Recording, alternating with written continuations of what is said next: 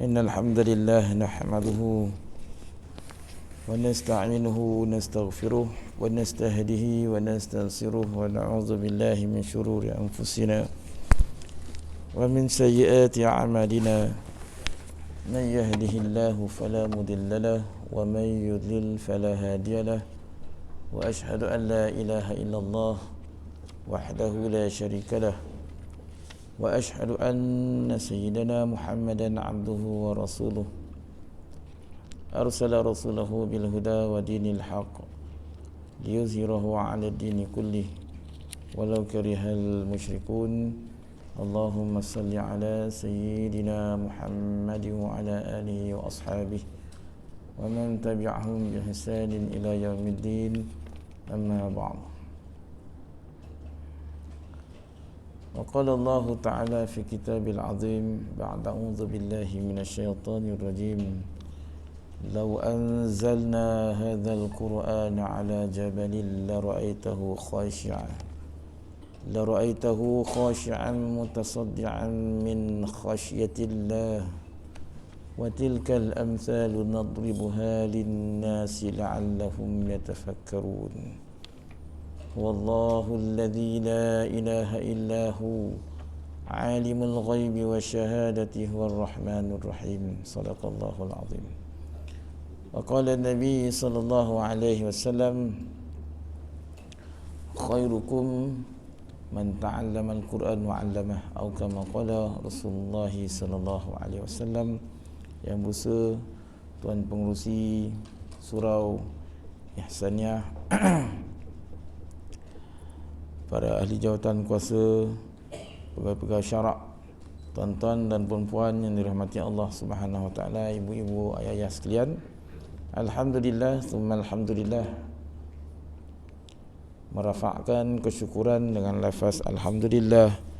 Sama-sama kita dapat hadir di rumahnya yang mulia ini, melangkah kaki berjalan, masyul aqdami ilal jama'at, kaki yang melangkah untuk solat berjemaah.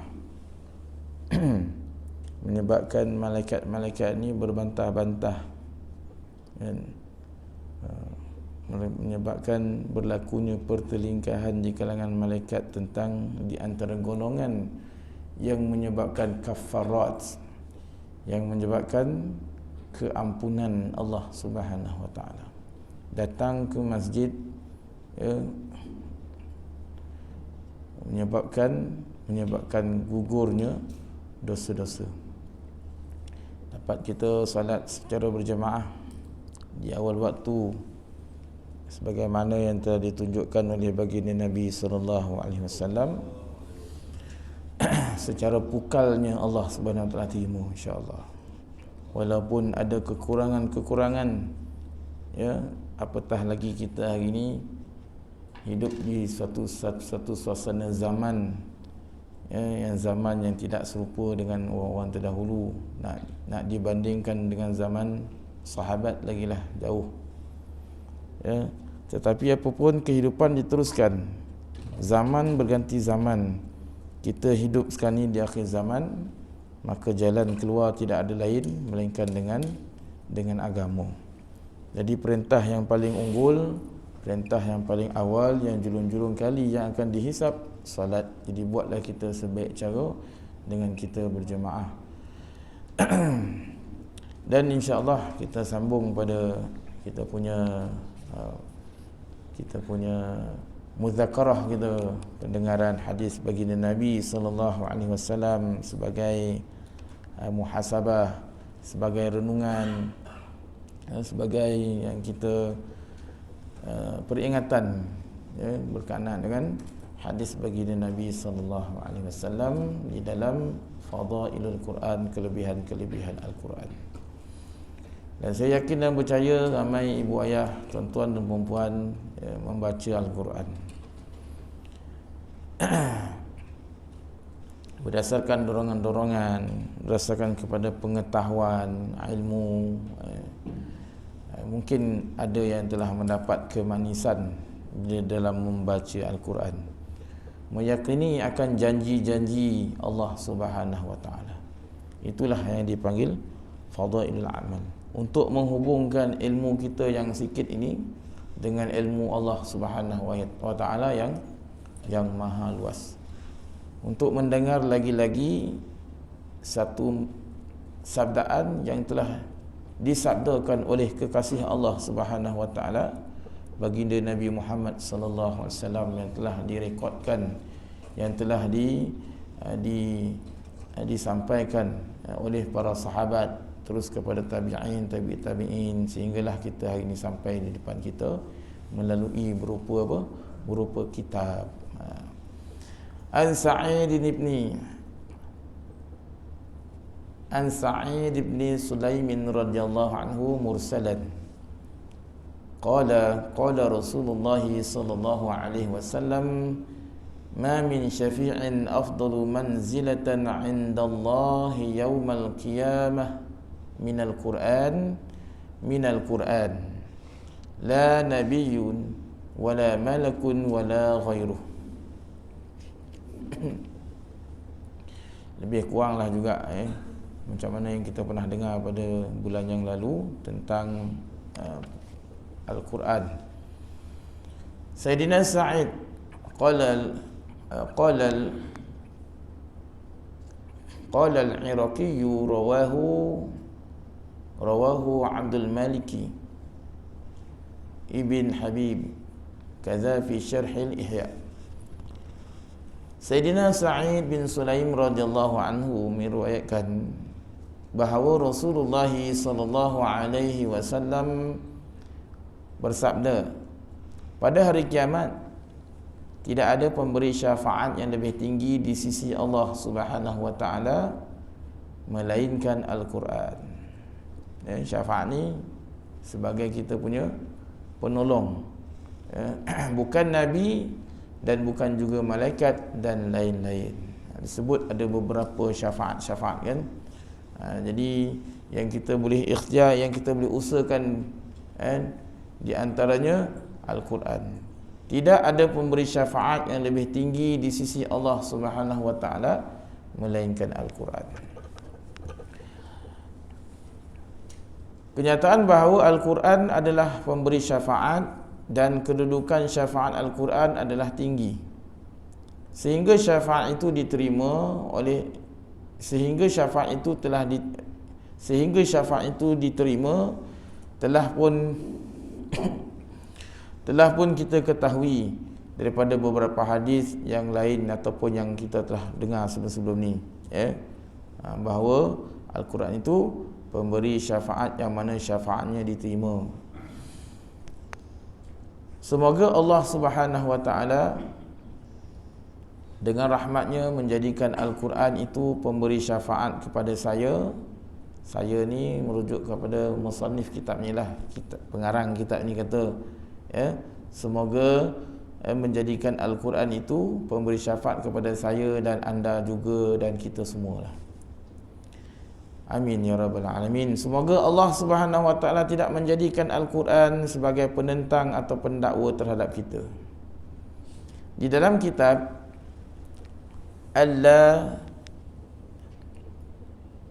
Ali Al-Masnu'ah, Ali Al-Masnu'ah, Masnu'ah sad, telah diriwayatkan daripada Bazar bahawa terdapat sebuah hadis yang tidak termasuk di dalam hadis maudhu'. Maknanya tak termasuk di dalam hadis yang palsu. Mungkin darjat dia mungkin boleh jadi dia dhaif, tetapi mungkin banyak di dalam riwayat-riwayat yang lain, mungkin dia boleh jadi hasan li ghairi. Tapi dia tak termasuklah di dalam hadis maudhu', cuma tak dibahaskan tentang kedudukan hadis ini dengan terperinci. Kita ambil iktibar apa dia?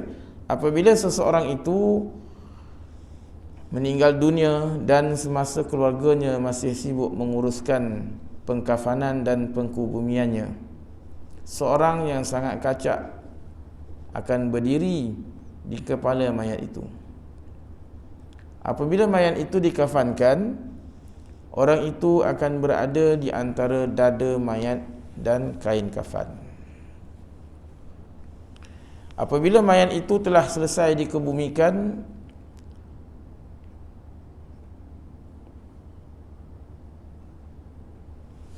apabila orang itu telah selesai dikebumikan, orang ramai pun pulang. Dan datanglah dua malaikat. Apa malaikat yang datang? Malaikat Munkar dan Nakir. Malaikat Munkar dan Nakir. Tak ada malaikat lain lah datang lah. Bila dalam kubur ni maknanya malaikat Munkar dan Nakir. Mereka cuba memisahkan orang kacak itu, namun orang kacak itu akan berkata, dia adalah teman saya,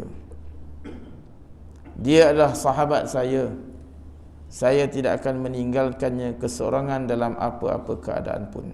Sehingga kan ada yang mengatakan, riwayat lain mengatakan, Allah tak izin kau nak buat apa-apa dengan kawan aku ni. Kerana apa? Kerana dia telah membaca aku. Saya tidak akan meninggalkannya berseorangan dalam apa-apa keadaan pun. Sekiranya kamu diperintahkan untuk menyoalnya, maka jalankanlah tugas kamu. Saya tidak akan berpisah daripadanya sehinggalah saya membawanya masuk ke dalam syurga. Selepas itu dia akan berpaling ke arah temannya. Dia akan berpaling ke arah temannya itu, lalu berkata, sayalah Al-Quran. Sayalah Al-Quran yang kadang-kadang kamu membaca dengan suara yang kuat dan kadang-kadang dengan suara yang perlahan. Janganlah kamu bimbang, selepas persoalan Munkar dan Nakir, engkau tidak akan ada apa-apa kebimbangan lagi. Apabila pertanyaan selesai, maka orang kacak itu pun akan menyediakan hamparan yang sebagainya dari Al-Mala'ul A'la. Allahu Akbar. Hamparan itu daripada sutera dan dipenuhi dengan kasturi. Semoga Allah Subhanahu wa taala dengan rahmatnya menganugerahkan kepada saya, pada pengarang ini katanya, dan anda semua dengan nikmat ini. Amin. Allahu Akbar. Jadi tinggi, begitu tinggi, hebat tuan-tuan, puan-puan, ibu ayah sekalian, kedudukan Al-Quran. Yang mana kita daripada kecil kita belajar baca Quran, kena rotan pun rotan lah waktu tu kan, itu dalam keadaan saya pun tak pastilah orang terdahulu ni tahu ke tak tahu tentang kelebihan-kelebihan, tapi apa kepentingan yang mereka jadi macam tu. Saya tak ada orang lain lah, ayah saya sendirilah kan. Ayah saya ni pegawai polis ya tuan-tuan, kan, duduk berek polis kan, tapi tak betul, tak mengaji apa semua, memang kono baik lah kan. Balik pukul berapa kan. Tapi kalau kita lihat keadaan pendidikan ketika itu taklah macam sekarang ni kan, lagi hebat lah sebenarnya kan. Tapi apa yang ada pada mereka tu kerisauan, kebimbangan kan, keinginan, kecenderungan, dan bahkan mungkinlah mak ayah kita dulu kan telah terdidik walaupun dalam suasana kampung kan. Mungkin zaman-zaman mereka tu kalau lalu dekat waktu-waktu time-time macam ni kan, menangislah kono apa, kono rotan, kono baik kan, waktu pun mengajilah kan. Macam itulah keadaan yang menyebabkan kita hari ini jadi macam inilah, alhamdulillah. Jadi itulah sebenarnya kesan ataupun itulah yang kita pun yang kita bersyukurlah Allah Subhanahu wa taala kurniakan kita sedikit ilmu tentang apa? Tentang membaca Al-Quran. Lebih tinggi sikit lagi kita mempelajari lebih mendalam tentang penafsiran Al-Quran. Jadi sebab tu anak-anak kita, tuan-tuan, ibu ayah yang dirahmati Allah Subhanahu wa taala, adakan walaupun susah, walaupun mungkin mengambil masa yang lama, tapi cubalah wujudkan di kalangan anak-anak kita bukan sekadar dia hafiz Quran, bahkan dia alim. Untuk memahami tentang ilmu Al-Quran, tentang zahir dan batin ni, bukannya makna kita faham macam mana kan. Mestilah kena dengan cara yang selayak dengan sebetulnya. Masa diperlukan, perbelanjaan pun diperlukan untuk mewujudkan ulama yang hak, yang mengetahui tentang isi kandungan Al-Quran. Tentang tafsir-tafsir yang biasa kita dengar kan, tafsir Qurtubi, tafsir Ibn Katsir, yang nak membaca pun kena orang yang betul dari segi dia punya pemahaman kan. Hadis ini, kata musannif ini, hadis yang lengkap adalah panjang kisahnya kerana mengandungi banyak fadilat. Itulah di antara di antara penolong kita Al-Quran. Jadi cara macam mana yang kita nak buat? Cara kita dengan mempelajari Al-Quran, membaca, dan juga kita sedikit kita memahami makna kan. Kau nak faham lebih-lebih tu lain perjalanan dia. Kalau mungkin dengan usia, dengan keadaan masa kita yang hari ni yang ada, kita belajar baca kan, belajar sebutan huruf, makhraj huruf walaupun kita tak faham, tapi kalau kita dah tak faham, kemudian bila kita baca pun salah, lagilah bermasalah kan. Jadi kita mempelajari, membacanya dengan merujuk tuan-tuan guru yang mempelajari Al-Quran, yang mengajar Al-Quran lah. Contohnya dekat sini adanya Imam Zaki kan, adanya Haji Haizul pun ada kan, belajar menyebut, dan apatah lagi tuan guru yang mengajar di sini, Ustaz Syukur dan sebagainya. Ataupun mungkin masing-masing kita ambil untuk kita talaqi surah-surah, dan surah-surah yang pendek-pendek lah, ataupun kita panggil surah lazim kan, surah lazim. Kita perincikan setiap surah itu. Kita betul-betul, makna tak payahlah kita nak pergi surah Baqarah dan sebagainya kan. Kita perincikan, kita mula daripada surah Al-Fil, 10 akhir surah ni kan. Kalau di dalam jemaah tabligh, kalau dia buat halaqah Quran 10 surah ni, 10 surah ni bermula daripada Al-Fil sampai An-Nas. Betul-betul kita dengarkan daripada sebutan kalimah ta'awuz lagi, a'udzu billahi minasyaitonir rajim, Bismillahirrahmanirrahim. Jangan Rahmanirrahim kan. Sebutan sin kan, dengan safirnya, dengan dia punya rokhawahnya. Bismillahi, contohlah baca surah Al-Fil, alam tara kaifa fa'ala rabbuka bi ashabil fil kan. Rincikan pula alam tu apa. Alam tu kita tarkiblah, tajwid kan. Mim mati bertemu dengan alam ta, bertemu dengan ta. Hukum dia dibaca jelas tanpa dengung, izhar syafawi kan. Mim mati bertemu dengan hamzah, alam ta. Ta ra ra taqim, tebalkan. Kita buatlah satu, maknanya jelas 10 surah ni ya kan. Daripada kita baca mungkin surah yang panjang banyak-banyak kan, dari segi makna okeylah, tapi dari segi bacaan itu yang kita nak baca di dalam solat kan. Kalau kita sembahyang sendiri-sendiri kan, ataupun sembahyang sunat lah, sendiri pula sembahyang sunat kan. Sembahyang sunat, apa surah yang kita nak baca? Baca, Nabi kata solat yang paling baik solat yang panjang kunutnya. Kunut apa? Qanitin, orang yang kunut kan, orang yang panjang, minta maaf, panjang rakaatnya.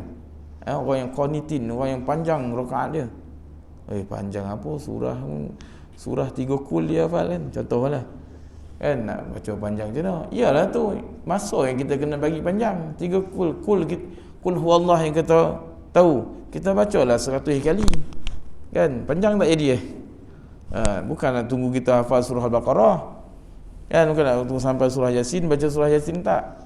Nak mana nak melamakan kita dalam solat kan. Kita berdiri lama ya, Nabi berdiri sampai bongkak kaki kan. Nabi baca surah apa? Surah Al-Baqarah. Lepas selesai tu Ali Imran sampailah Al-Maidah. Memang tak larat lah. Dapat apatah lagi Nabi apabila dia baca dengan tartil kan.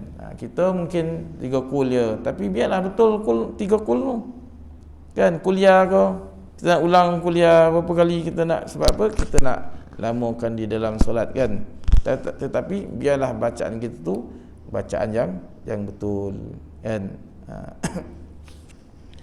Ataupun kita nak baca 10 akhir surah tu kan, baca setiap rakaat tu kita baca panjang juga jadi panjang tak panjang, rasa panjang lah kan, lama juga rasa kan.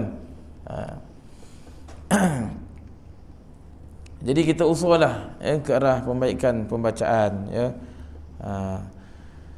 An Abdullah bin Amr radhiyallahu anhuma anna Rasulullah sallallahu alaihi wasallam qala man qara'al Qur'an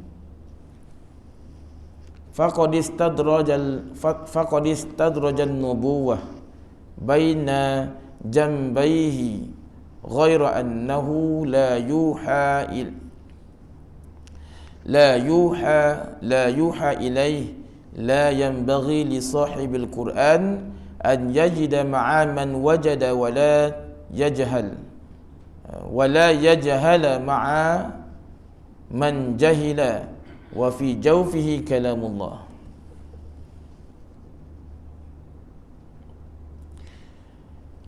Sayyidina Abdullah bin Amr radhiyallahu anhuma, Abdullah bin Amri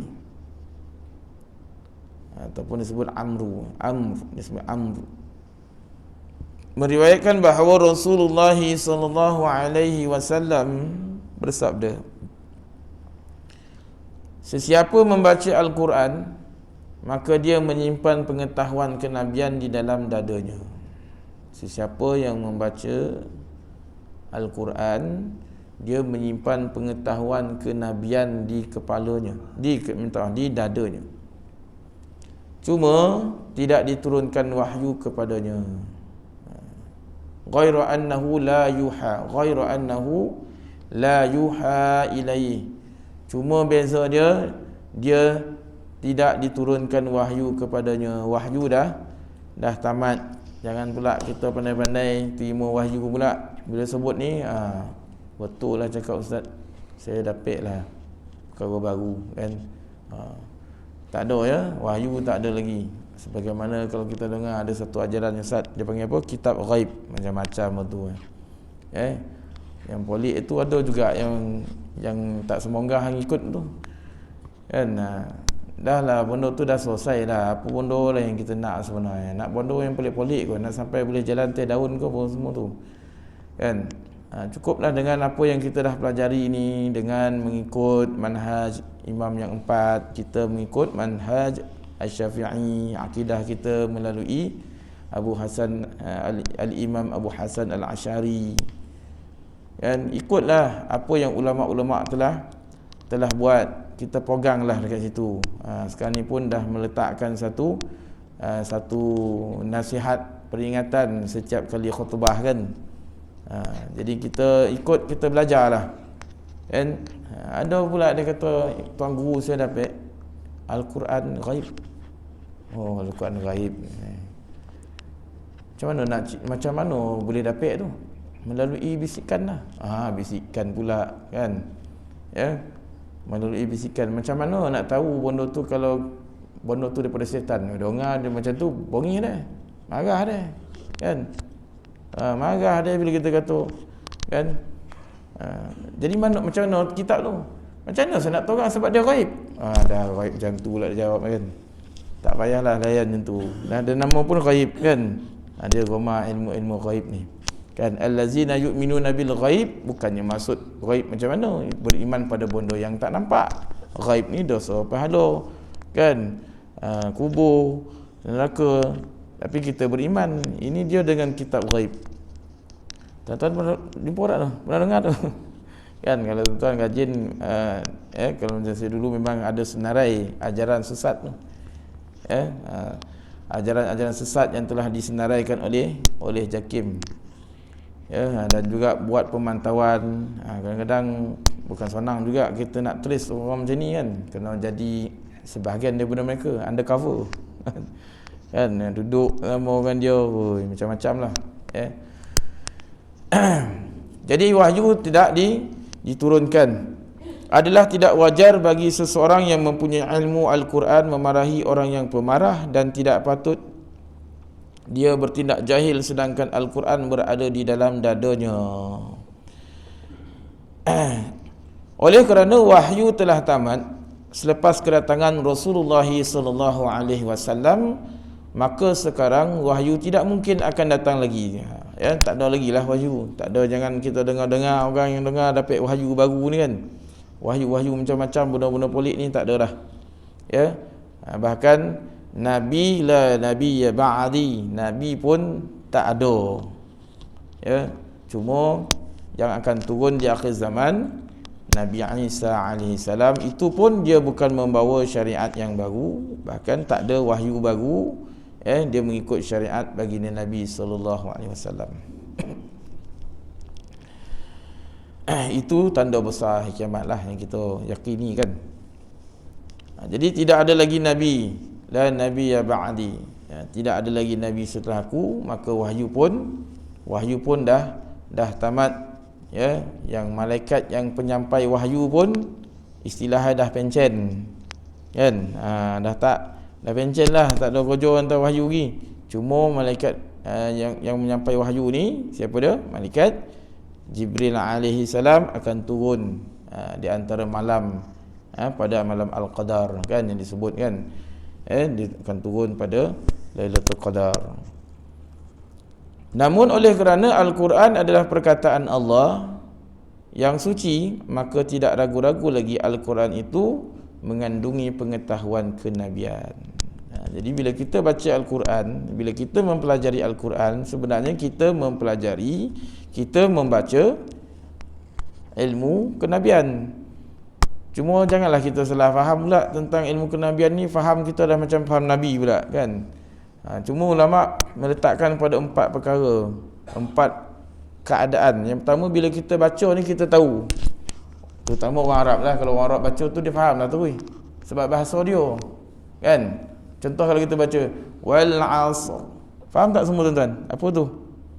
Dah tahu lah tu masa dah. Dah apa lagi? Wal asr ataupun demi waktu asar ke sebagainya kan. Maknanya jelas, nampak, dah tahulah, faham. Terutama kalau orang Arab dia faham lah, faham betul lah bahasa dia kan. Kemudian bila disebut yang faham tentang ayat itu adalah para ulama. Contoh para ulama. Para ulama ni yang dapat daripada mana? Daripada Nabi lah. Nabi, kemudian sahabat, tabi'in, tabi'in. Dari segi apa? Tentang kan kita kata tentang ayat Quran apa? Secara muhkamat dan juga secara mutasyabihat kan.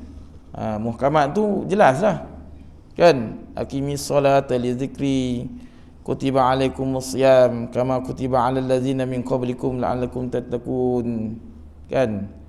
Perintah haji dan sebagainya. Ada ke orang tak boleh faham lagi tentang haji? Tentang apa dia haji tu tak ada lah.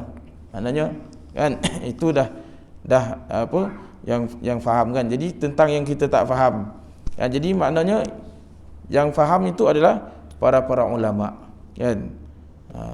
Ataupun kemudian yang ayat yang kita tahu, yang kita faham tentang perintah dia. Yang tadi lah, tak mahu nombor 2 tadi tentang solat lah. Tentang solat, tentang puasa kan. Yang ketiga baru para ulama. Para ulama yang muktabar lah kan. Yang dia dapat daripada Nabi sallallahu alaihi wasallam, daripada ulama-ulama yang asalnya mesti daripada Nabi, kan. Dan yang keempat, yang tahu hanya Allah Ta'ala je tu, kan. Berkaitan dengan apa? Alif Lam Mim. Secara tafsirnya yang tahu hanya Allah Subhanahu Wa Ta'ala sahaja. Jadi ilmu-ilmu yang dia panggil menyimpan ilmu kenabian ni yang kita pelajari, kan. Ilmu kenabian ni yang kita pelajarilah. Jangan kita yang macam tadi tu tiba-tiba pula kan, dia gunakan dalil ni, maknanya aku dapat ilmu Nabi ni, kan. Melalui apa? Melalui mimpi dan sebagainya. Jadi itu tak betul dan juga sesat. Jangan kita ikut, kerana ia sangat bertentangan. Tentang ayat-ayat mutasyabihat, kan. Kita belajar akidah, kan. Kalau ayat-ayat tentang muhkamat tu makna jelaslah, kan.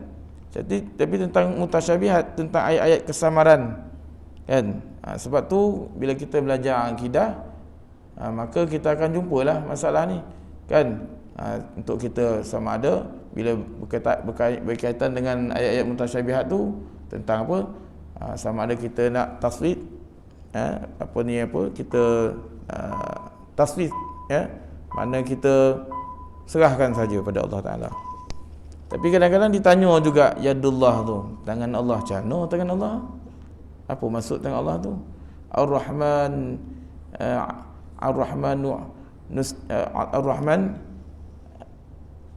alal arsy istawa. Ar-Rahman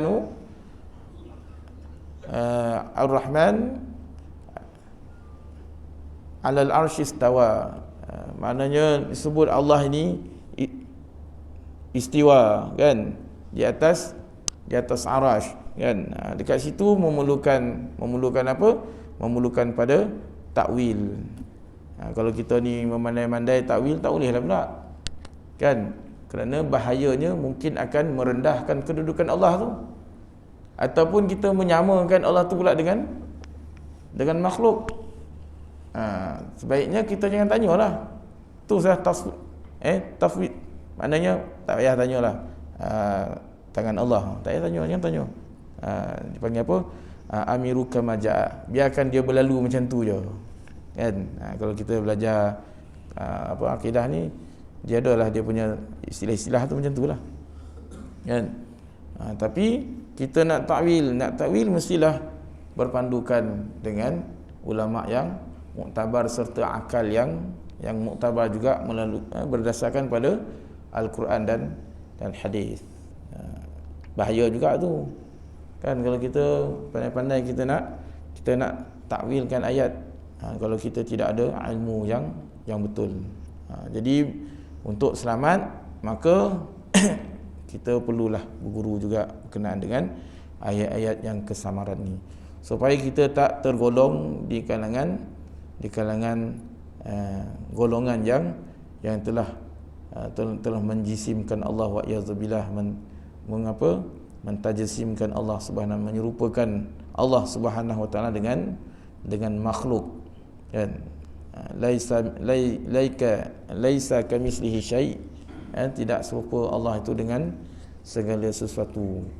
Kalau kita kata raja tu dia bertahta selama 20 tahun di istana, adakah dia 20 tahun duduk kat istana tu?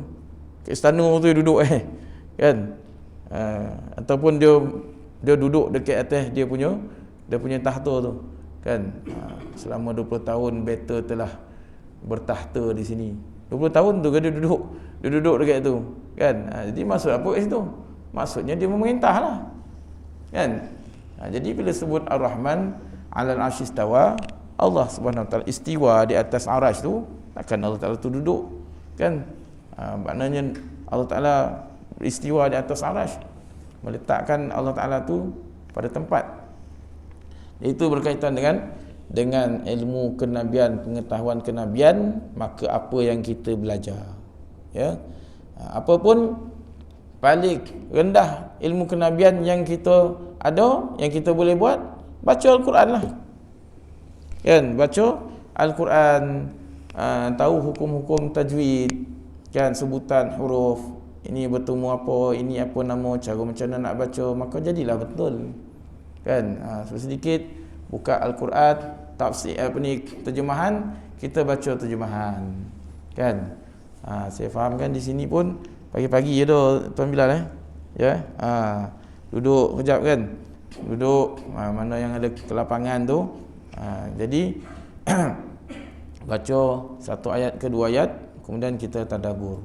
Cuma baca jelah, itu makna itu. Kalau ayat tu kita kata apa? Kita baca dan kita dengar. Lepas tu tak ada apa-apa huraian, terjemahan macam tu je. Tiba-tiba ada pula ayat-ayat yang tentang macam mana tu dan sebagainya.